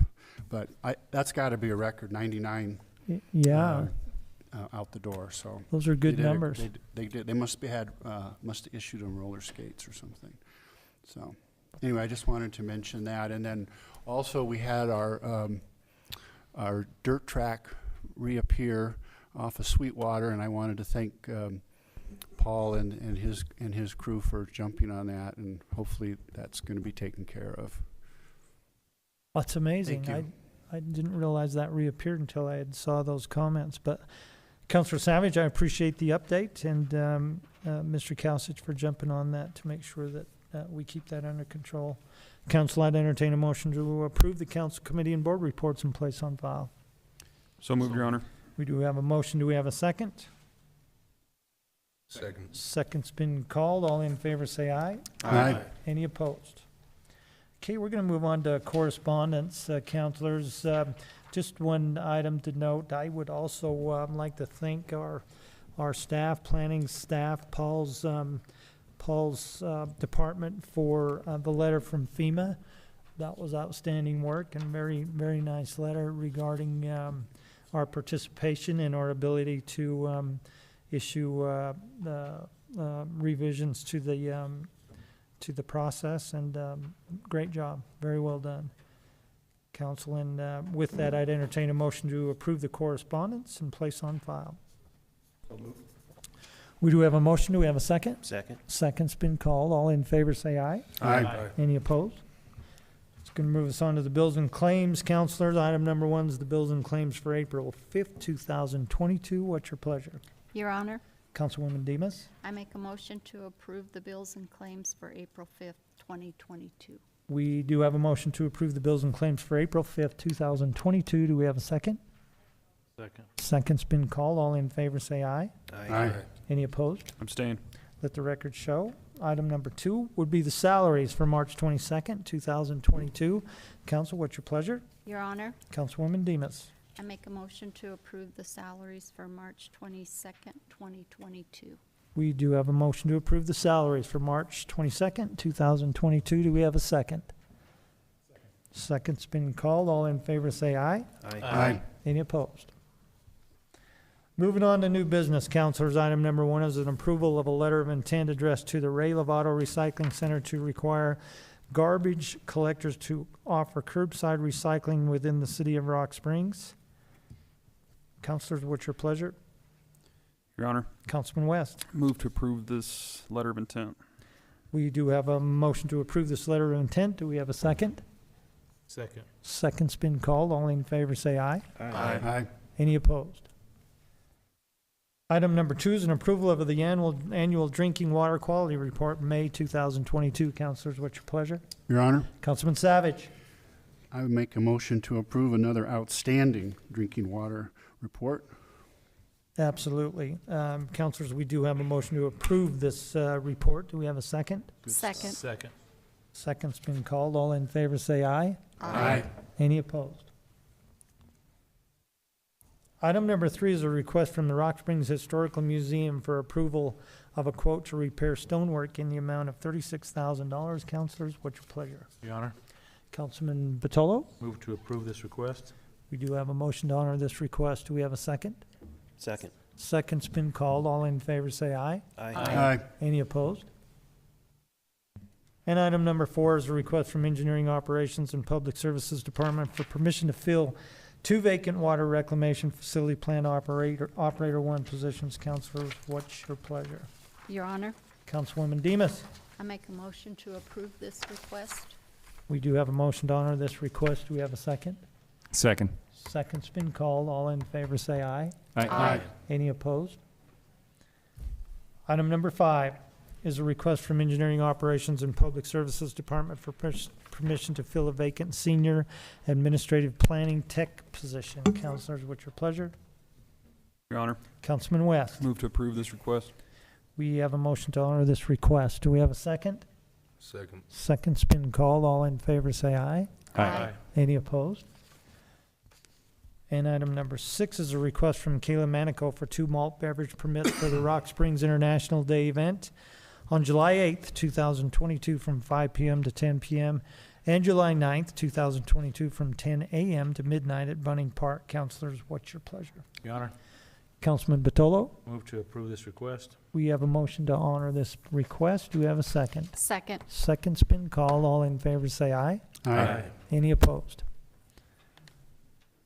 And item number 7 is a request from the Wolf Den Bar for permission to extend their serving area for a one-time event on April 15th, 2022 from 5 p.m. to 10 p.m. Councilors, what's your pleasure? Your Honor, Councilman Hickerson? I move to approve this request. We have a motion to honor this request. Do we have a second? Second. Second's been called. All in favor say aye. Aye. Any opposed?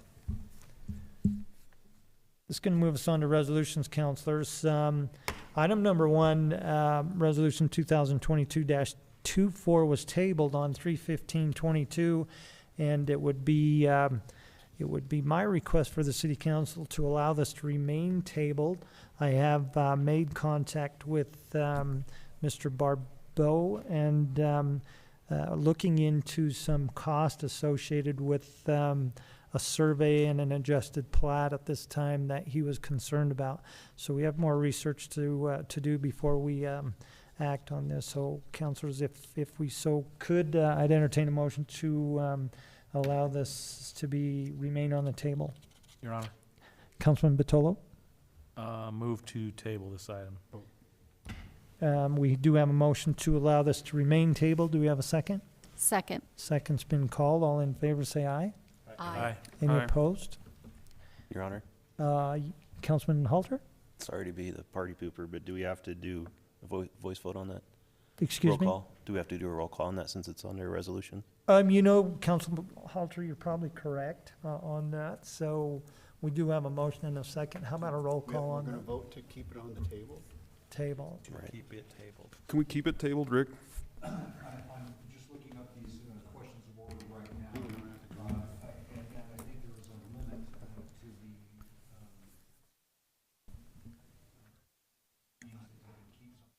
this would be the second. I think it has one.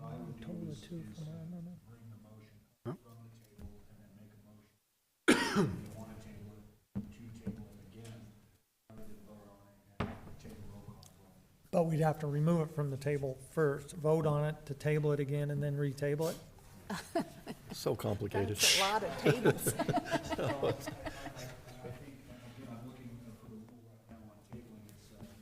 I thought it was two meetings. We should ask Mr. Gilbert. Go get him. Get an attorney involved and look what happens. A jailhouse attorney.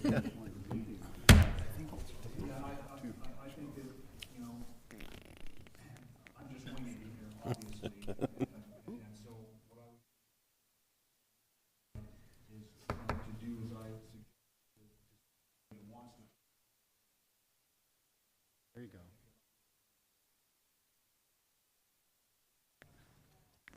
Retable it. So we have to vote to take it off the table. If it doesn't pass, it stays.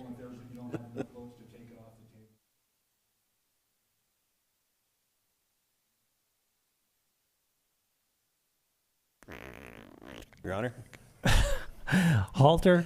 I move to take 2022-24 off the table. Okay, we do have a motion to remove Resolution 2022-24 off the table. Do we have a second? Second. So now we'll vote. Then we'll do No, a if we roll want it call. to stay tabled. No second. Okay, Oh, no second. yeah. I believe it can stay tabled two meetings. I apologize for that because it's, I have rarely run into this question.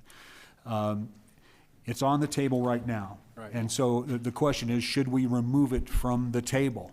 No. And we want to keep it tabled. So I think that you obviously have to have a vote one way or the other. Do you want to keep it on the table and vote it down? Or do you want to keep it on the table? I think you have to vote to keep it on the table. So, but if it's motion and there's not a second, But there was. Well, if there's a motion to keep it on the table and it's not seconded, then I think you have to bring it up and either vote it down or not. You either have to vote yes or no. But, I mean, well, think about what you're asking me, Tim. You're asking me, there's a motion to keep it on the table, and then nobody seconds that motion. So isn't the natural result of that motion to take it off of the table?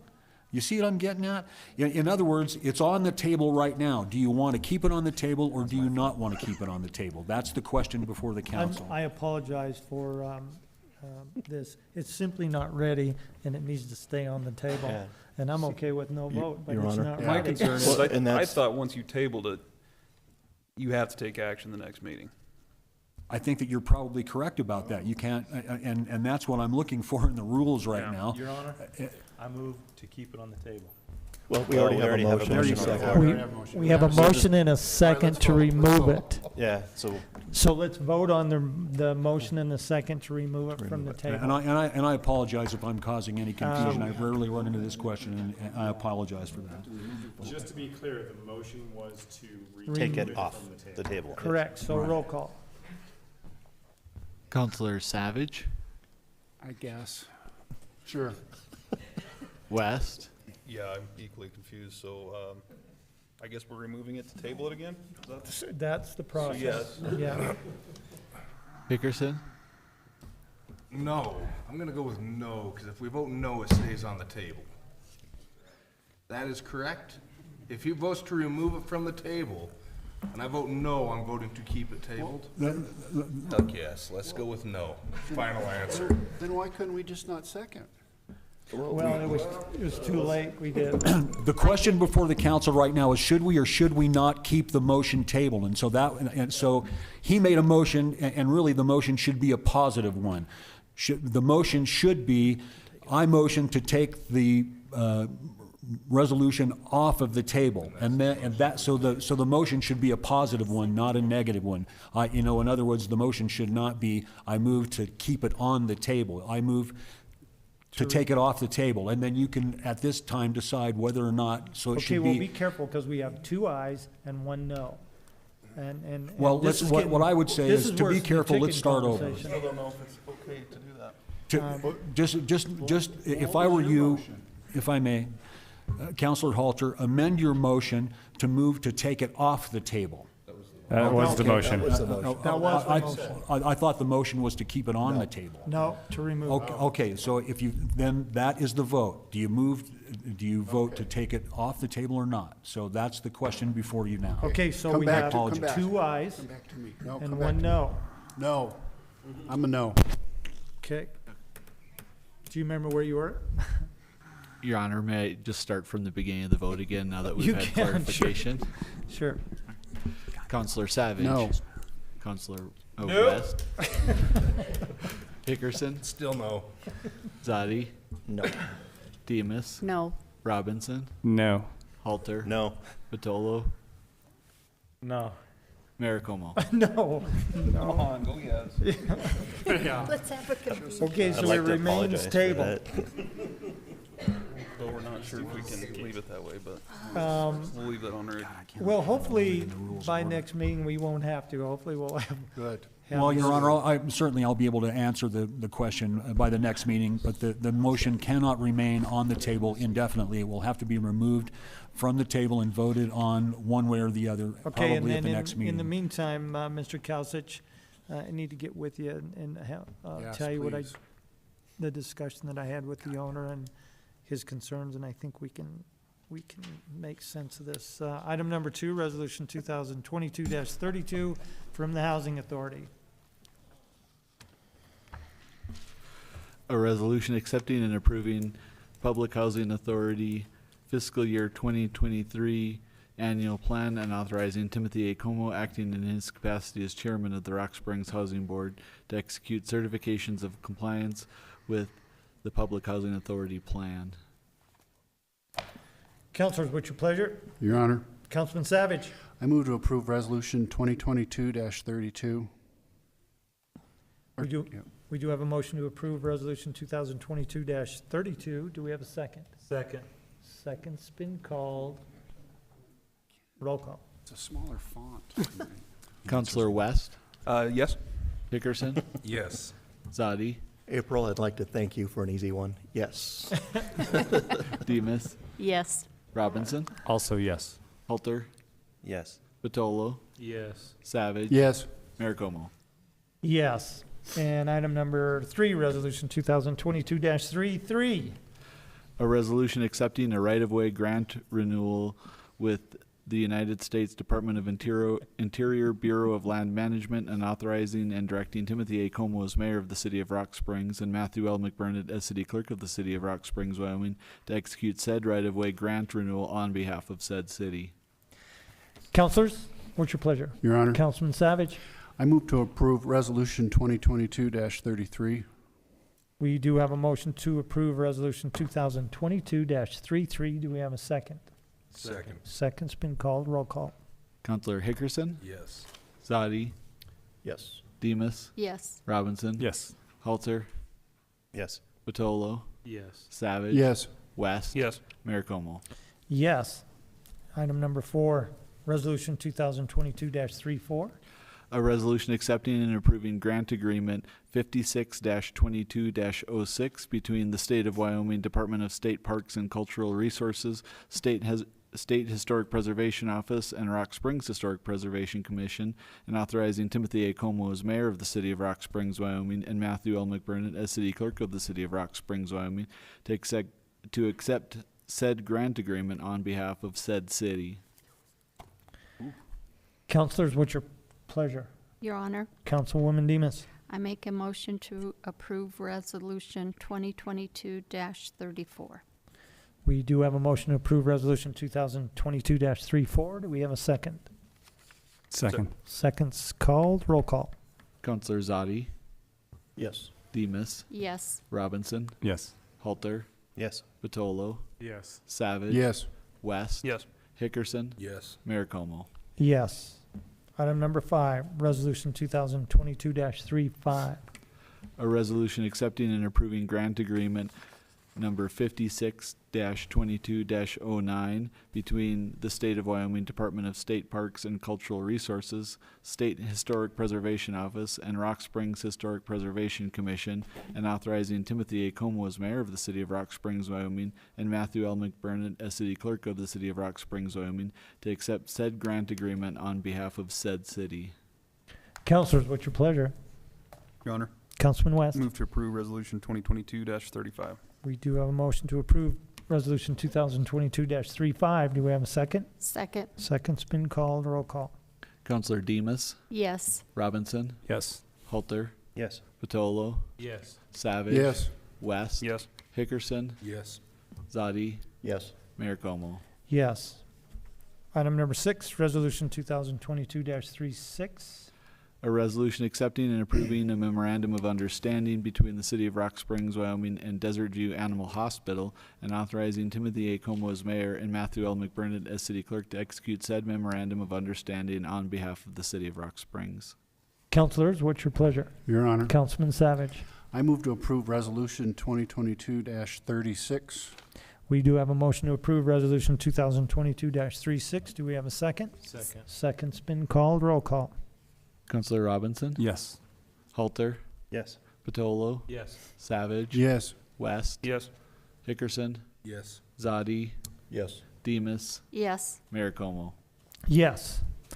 Item number 7, Resolution 2022-37. A resolution accepting and approving an ice rental agreement between the City of Rock Springs and the Utah Renegades LLC Junior Hockey Program, and authorizing Timothy Akomo as mayor and Matthew L. Mcbernades as city clerk to execute said agreement on behalf of the City of Rock Springs. I would like to say, Mr. Lansing, the rec board, your staff, this is great work. It's great to see some thinking outside the box, bringing in some new opportunities. We hope it's successful, but allows some additional entertainment and participation by the community, and also generates a little bit of revenue. Great job. Appreciate that. And with that, I'd entertain a motion to approve Resolution 2022-37. Your Honor, Councilman Batolo. move to approve 2022-37.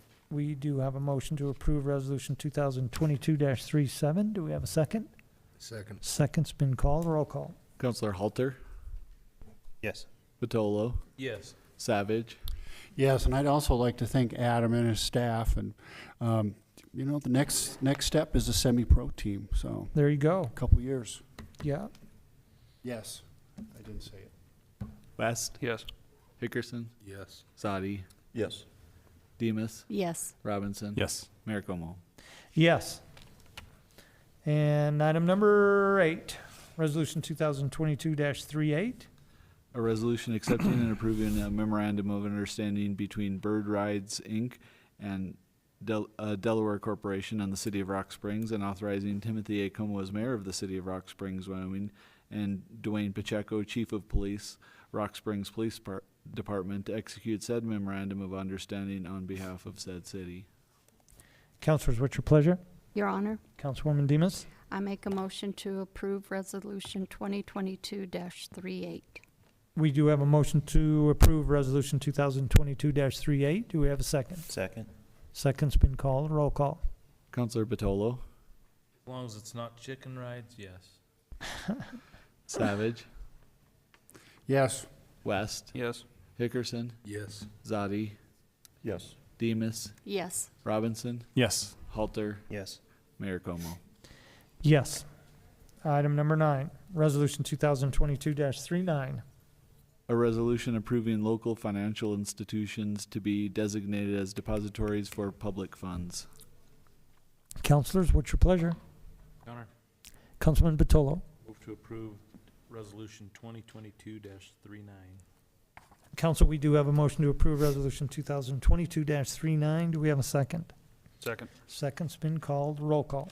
Councilor Savage, Yes. West, Yes. Hickerson, Yes. Zadi, Yes. Demus, Yes. Robinson, Yes. Halter, Yes. Batolo, Yes. Mayor Como. Yes. Item number 10, Resolution 2022-40. A resolution authorizing and directing Timothy Akomo as mayor of the city of Rock Springs, Wyoming, and Matthew L. McBernades as city clerk of the city of Rock Springs, Wyoming, to accept and approve a budget revision to the budget for the fiscal year ending June 30th, 2022. Council, what's your pleasure? Your Honor, Councilman West. move to approve Resolution 2022-40. We do have a motion to approve Resolution 2022-40. Do we have a second? Second. Second's been called. Roll call. Councilor West, Yes. Hickerson, Yes. Zadi, Yes. Demus, Yes. Robinson, Yes. Halter, Yes. Batolo, Yes. Savage, Yes. Mayor Como. Yes. Item 11, Resolution 2022-41. A resolution accepting and approving election of the standard allowance for revenue loss for the provision of government services with coronavirus state and local fiscal recovery funds. Councilors, what's your pleasure? Your Honor, Councilwoman Demus. I make a motion to approve Resolution 2022-41. We do have a motion to approve Resolution 2022-41. Do we have a second? Second. Second's been called. Roll call. Councilor Hickerson, Yes. Zadi, Yes. Demus, Yes. Robinson, Yes. Halter, Yes. Batolo, Yes. Savage, Yes. West, Yes. Mayor Como. Yes.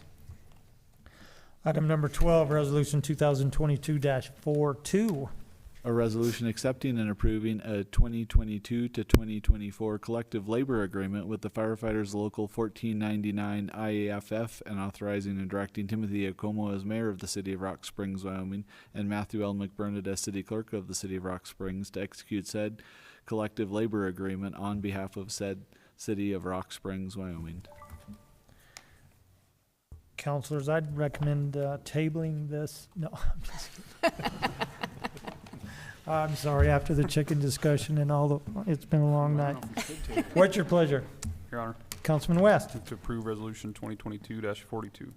We do have a motion to approve Resolution 2022-42. Do we have a second? Second. Second's been called. Roll call. Councilor Zadi, Yes. Demus, Yes. Robinson, To avoid another meeting, yes. Halter, Yes. Batolo, Yes. Savage, Yes. West, Yes. Hickerson, Yes. Mayor Como. Yes. And item number 13, Resolution 2022-43. A resolution accepting and approving a concession stand rental agreement with Rock Springs Little League Baseball and authorizing Timothy Akomo as mayor of the city of Rock Springs, Wyoming, and Matthew L. McBernades as city clerk of the city of Rock Springs, Wyoming, to execute said agreement on behalf of the city. Councilors, what's your pleasure? Your Honor, Councilman Hickerson. I move to approve Resolution 2022-43. We do have a motion to approve Resolution 2022-43. Do we have a second? Second. Second has been called. Roll call. Councilor Demus, Yes. Robinson, Yes. Halter, Yes. Batolo, Yes. Savage, Yes. West, Yes. Hickerson, Yes. Zadi, Yes. Mayor Como. Yes. And item number 14, Resolution 2022-44. A resolution accepting and approving a change request to the open-end lease rate quotes provided to the City of Rock Springs with the Master Equity Lease Agreement by Enterprise Fleet Management for the lease of 2021 vehicles for the Rock Springs Police Department and authorizing Timothy Akomo as mayor of the City of Rock Springs to execute said lease quotes on behalf of said city. Councilors, what's your pleasure? Your Honor, Councilman Batolo? Move to approve 2022-44. We do have a motion to approve Resolution 2022-44. Do we have a second? Second. Second's been called. Roll call. Councillor Robinson, Yes. Halter, Yes. Batolo, Yes. Savage. No. I just don't, I didn't like the idea of leasing these vehicles from these guys in the first place. I realize we're in between a rock and a hard place, but I'd rather buy something local, buy a used vehicle, something. But this is the third change order. We ordered this, a year ago, and it's $20,000 more now because the company couldn't deliver on their contract, and so now they're being punished by being able to get another $20,000. So I'm a no. Okay. West, This is for an additional vehicle that wasn't originally planned for, The truck. so I'm a yes.